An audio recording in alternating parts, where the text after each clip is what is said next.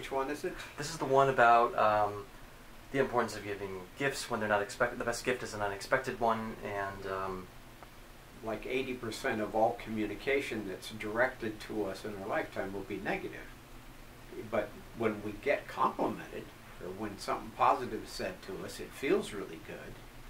And I asked them the question, why don't we, knowing how good it makes us feel, why don't we then in turn try to help other people feel better too? I talked to them about how when come birthdays we expect gifts.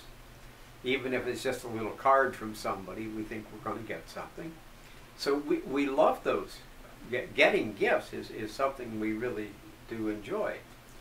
And yet, but we don't always give them very often.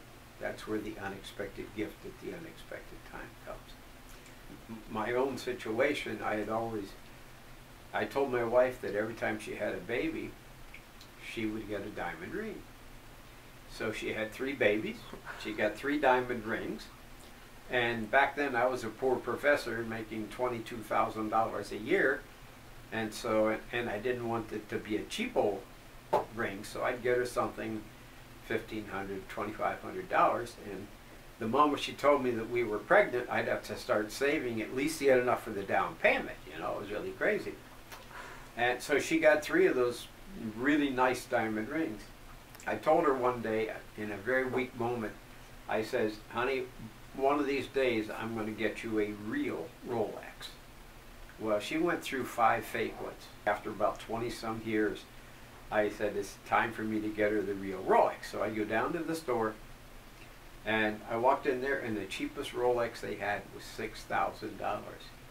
I thought, oh my God, I should have bought it when it was only 3. It was crazy, you know. But anyway, fortunately for me, the one that she really liked was the $6,000 one. So I got her that. And she loved that watch. She never took it off of her wrist. It was always there. She loved those gifts. And she'd tell me about it. But one day we were sitting out on our porch. We had a house in the Keys. It was a still home. And we were sitting there and just chatting. And she said, honey, do you know when I fully realized how much you love me?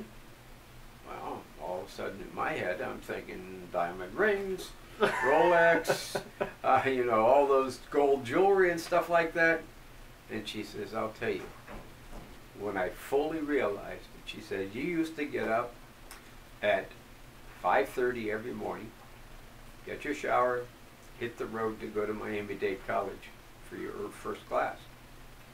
A few years ago, you started getting up at 5. And before you would take off to go up there, you would go to the little Cuban market close to our house down the Keys, and you would get me a coffee con leche, and you would bring it back to me before you'd go to work. That's when I knew you really, really loved me. So you see, it's not the big things.